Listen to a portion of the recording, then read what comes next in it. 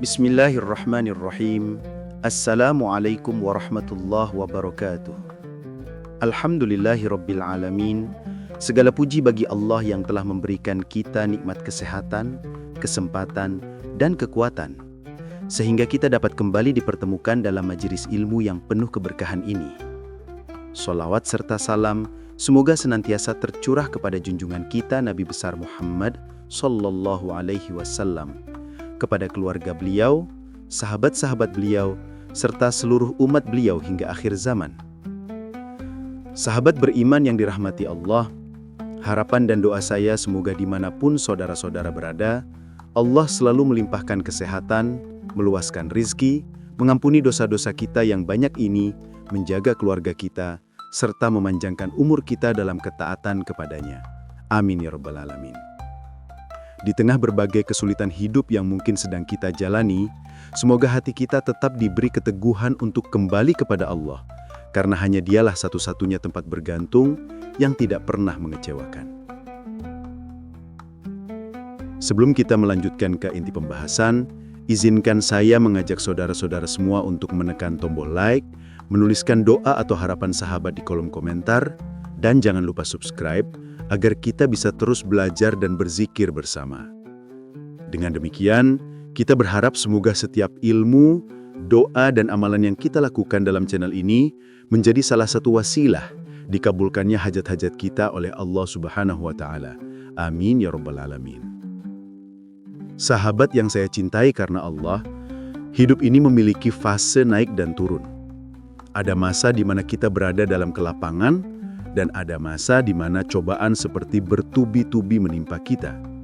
Terkadang, masalah datang bukan satu persatu, tetapi sekaligus. Ketika satu masalah belum selesai, yang lain datang menyusul. Ada yang diuji dengan pekerjaan, ada yang diuji dengan kehilangan, ada yang diuji dengan hutang, ada yang diuji dengan kesehatan, bahkan ada yang diuji dengan rasa putus asa yang begitu dalam. Dalam kondisi seperti itu, jiwa seringkali mudah goyah. Pikiran menjadi sesak, seakan tidak ada jalan keluar. Namun sahabatku yang dirahmati Allah, kita harus selalu mengingat firman Allah dalam surat Az-Zumar ayat 53, di mana Allah berfirman, "Qul ya ibadiyalladzina asrafu ala anfusihim, la taqnatu mir rahmatillah. Innallaha yaghfirudz dzunuba jami'a. Innahu huwal ghafurur rahim." Artinya, katakanlah wahai hamba-hambaku yang telah melampaui batas terhadap diri mereka sendiri, janganlah kalian berputus asa dari rahmat Allah. Sesungguhnya Allah mengampuni dosa-dosa semuanya. Sungguh, Dialah yang Maha Pengampun lagi Maha Penyayang. Ayat ini adalah bukti kasih sayang Allah yang begitu besar kepada kita. Betapapun banyak dosa kita, betapapun parah keadaan kita, Allah tetap membuka pintu rahmat-Nya seluas-luasnya. Bahkan Allah melarang kita berputus asa, karena putus asa adalah sifat orang yang tidak mengenal Tuhan-Nya. Selama kita masih hidup, selama napas masih keluar dan masuk dari tubuh ini, selama hati kita masih mampu mengucap astagfirullah, maka pintu pengampunan dan pertolongan Allah tetap terbuka. Sahabat beriman yang dirahmati Allah, dalam perjalanan kehidupan, terkadang kita mendengar kisah-kisah orang soleh yang mendapatkan pertolongan Allah di saat-saat paling genting. Kisah-kisah seperti ini bukan sekadar cerita, tetapi pelajaran agar kita yakin bahwa pertolongan Allah itu dekat. Salah satu kisah itu adalah tentang seorang hamba Allah yang menghadapi situasi yang begitu menakutkan. Ia berada di titik paling genting ketika nyawa menjadi taruhannya. Namun justru pada saat itulah, doa-doa yang dipanjatkannya dengan penuh kerendahan hati mampu mengguncangkan pintu-pintu langit hingga malaikat turun untuk menolongnya. Kisah seperti ini bukan untuk sekadar dikagumi, tetapi untuk dijadikan pelajaran bahwa ketika manusia sudah tidak punya siapa-siapa, maka Allah lah sebaik-baik tempat kembali. Ketika semua pintu dunia tertutup, pintu langit tetap terbuka. Ketika semua manusia meninggalkan, Allah mendekat. Ketika hati hancur, justru saat itulah doa kita paling jujur dan paling didengar. Sahabatku yang dirahmati Allah, pada bagian-bagian berikutnya kita akan menyelami bagaimana doa seorang hamba dapat mendatangkan pertolongan yang luar biasa. Kita akan membahas sebuah kisah penuh hikmah, membahas amalan yang disarankan para ulama, dan memahami bagaimana seseorang mampu mengubah kesulitannya menjadi kemudahan melalui sholat, sujud, dan doa yang tulus. Maka tetaplah bersama saya sampai akhir video ini, agar kita bisa mengambil seluruh pelajaran berharga yang terkandung di dalamnya. Baik sahabatku, kita akan masuk ke bagian berikutnya untuk memulai kisah luar biasa ini. Mari kita melangkah bersama dalam keheningan hati, mendekat kepada Allah, dan memperhatikan bagaimana seorang hamba dimuliakan oleh Sang Pencipta. Setelah kita memahami besarnya perintah Allah tentang berbakti kepada kedua orang tua, kini kita mulai memasuki penjelasan yang lebih dalam tentang mengapa bakti kepada orang tua memiliki kedudukan yang begitu istimewa dalam Islam. Ketika Allah memerintahkan kita untuk berbuat baik kepada mereka, perintah itu tidak datang tanpa alasan. Orang tua adalah dua sosok yang telah mengorbankan begitu banyak waktu, tenaga, dan bahkan mimpi mereka demi melihat kita tumbuh dan menjadi pribadi yang lebih baik. Dan disinilah perjalanan pembahasan kita menjadi semakin menyentuh, karena Islam tidak hanya memerintahkan kita untuk menghormati mereka secara formal, tetapi mengajarkan cara memperlakukan mereka dengan kelembutan yang menenangkan hati. Seorang ibu misalnya, Allah menyebutkan perjuangannya dalam firman-Nya dalam surat Luqman ayat 14, di mana Allah berfirman, "Wa wassaynal insana biwalidayhi hamalatku ummuhu wahnan ala wahniu wa fisaluhu fi amaini." Dan kami perintahkan kepada manusia untuk berbuat baik kepada kedua orang tuanya. Ibunya telah mengandungnya dalam keadaan lemah yang bertambah-tambah dan menyapihnya dalam 2 tahun. Ayat ini bukan sekedar menjelaskan proses biologi seorang ibu, tetapi gambaran emosional tentang betapa besar pengorbanan yang seringkali tidak terlihat oleh mata. Ketika kita masih berada dalam kandungan, ibu menahan rasa sakit, rasa mual, kelelahan, dan berbagai perubahan tubuh hanya agar kita bisa hadir di dunia ini. Bahkan setelah kita lahir, pengorbanan itu tidak berhenti. Hampir setiap ibu menukar waktu tidurnya dengan waktu menjaga anaknya, menukar rasa laparnya dengan memastikan anaknya makan terlebih dahulu, dan seringkali menahan air mata agar anaknya tetap tersenyum. Sementara ayah, meski seringkali tidak mengekspresikan kasih sayangnya secara verbal, adalah sosok yang mengorbankan kekuatan raganya demi memastikan keluarganya terpenuhi kebutuhannya. Banyak ayah yang rela bekerja di bawah terik matahari, menghabiskan waktu jauh dari keluarga, bahkan menahan lelah demi mendapatkan nafkah. Meski cinta ayah tidak selalu terlihat, tetapi langkah-langkahnya adalah doa, dan keringatnya adalah bentuk cintanya yang paling nyata. Karena itu, ketika Islam memerintahkan kita untuk berkata lembut kepada orang tua, perintah itu bukan sekedar adab, melainkan penghormatan kepada pengorbanan yang tidak pernah dapat kita balas. Allah menegaskan dalam lanjutan ayat Al-Isra ayat 23, "Fala taqul lahuma uffin wa la tanharhuma wa qul lahuma qawlan karima." Janganlah engkau mengatakan kepada keduanya, dan janganlah membentak mereka, tapi ucapkanlah kepada mereka perkataan yang mulia.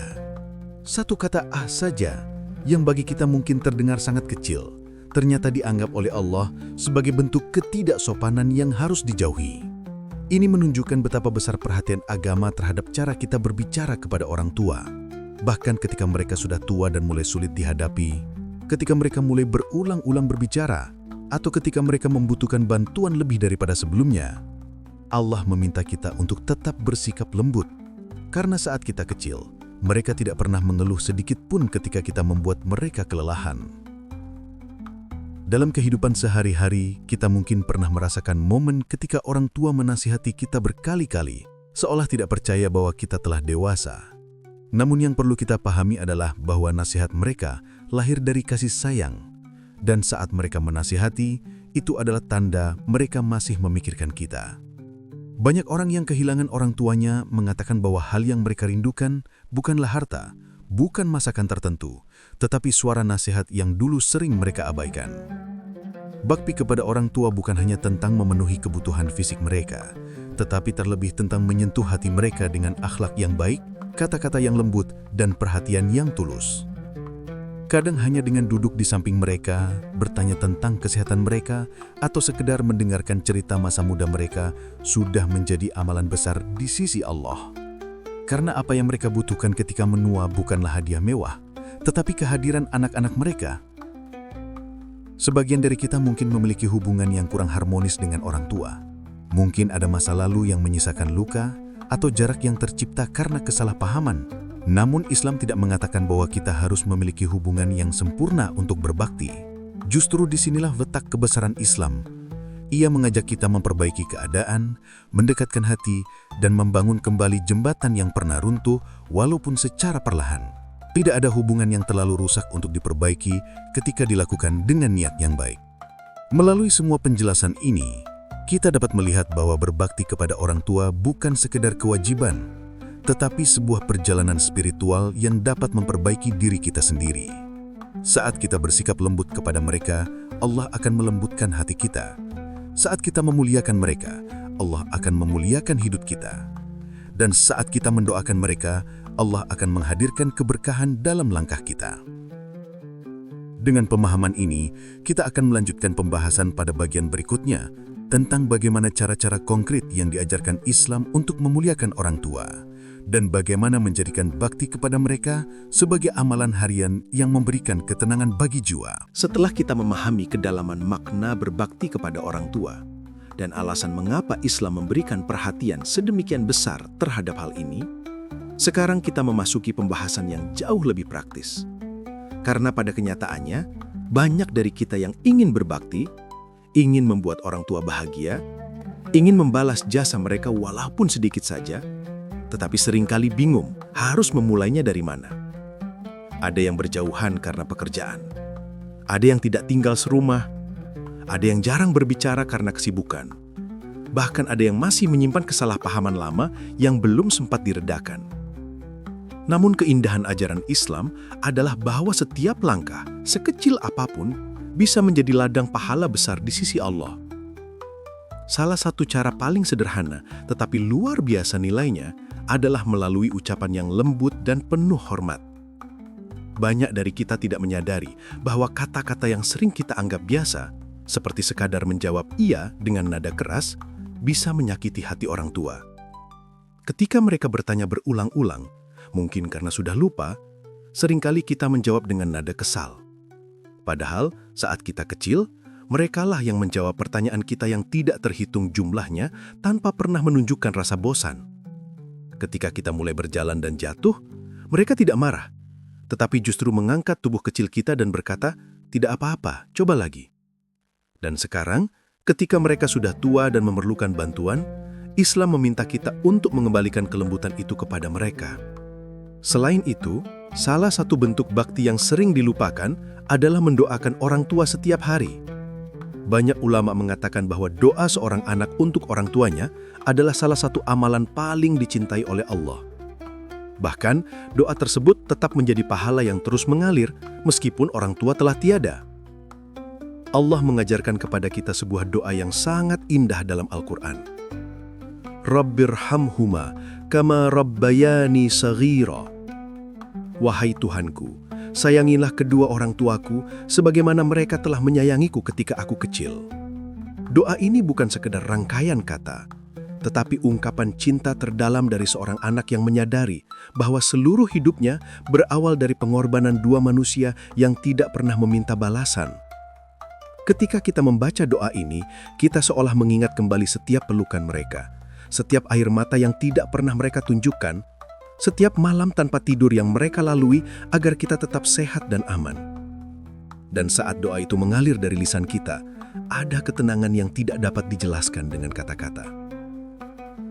Bakti kepada orang tua juga bisa diwujudkan melalui perbuatan kecil seperti menyediakan waktu untuk mengunjungi mereka, menelpon mereka sekedar menanyakan kabar, atau mendengarkan cerita-cerita lama yang mungkin sudah berulang-ulang.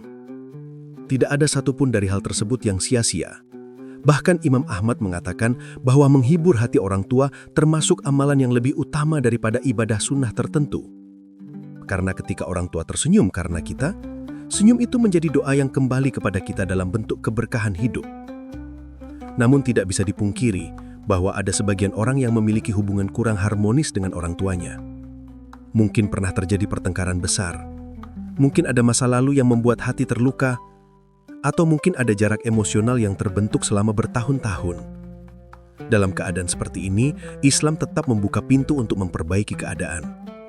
Allah tidak menuntut kita untuk langsung memperbaiki segalanya sekaligus, tetapi memulai dengan langkah-langkah kecil. Mengirim pesan, menanyakan kabar, atau sekadar mendoakan mereka diam-diam tanpa sepengetahuan mereka, semuanya termasuk bentuk bakti yang mulia. Ada sebuah kisah tentang seorang pemuda yang merasa sangat sulit untuk dekat dengan ayahnya karena hubungan mereka dingin sejak dulu. Namun suatu hari, ia memberanikan diri mengantar makanan ke rumah ayahnya. Tanpa banyak bicara, ia hanya meletakkan makanan itu lalu pergi. Meski sederhana, ayahnya menangis di dalam rumah karena merasa diperhatikan. Dari satu langkah kecil itu, hubungan mereka perlahan membaik dan akhirnya menjadi lebih hangat daripada sebelumnya. Kisah ini mengajarkan bahwa pintu perbaikan tetap terbuka selama kita mau melangkah. Dalam banyak kasus, kita lupa bahwa waktu tidak berhenti. Orang tua yang hari ini masih bisa berjalan, mungkin suatu saat perlu dipapah. Yang sekarang masih bisa memasak, mungkin suatu saat tidak mampu lagi berdiri lama. Yang hari ini masih bisa tersenyum, mungkin suatu hari hanya terbaring menunggu kita datang. Dan saat itu tiba, penyesalan terbesar bukanlah tentang apa yang kita lakukan, tetapi tentang apa yang tidak kita lakukan. Karena itu, selama masih ada waktu, selagi mereka masih hidup, selagi Allah masih memberikan kesempatan, mari kita gunakan setiap momen untuk berbakti kepada mereka. Kita semua ingin Allah memudahkan hidup kita, membuka pintu rezeki, menenangkan hati, dan melapangkan segala urusan. Salah satu kunci terbesar keberkahan itu adalah ridho orang tua. Rasulullah Shallallahu Alaihi Wasallam bersabda bahwa ridho Allah bergantung pada ridho orang tua dan murka Allah bergantung pada murka orang tua. Ini bukan sekadar hadis yang kita dengar sejak kecil, tetapi kenyataan yang benar-benar telah dibuktikan oleh banyak orang. Ada yang rezekinya bertambah setelah ia memperbaiki hubungan dengan orang tuanya.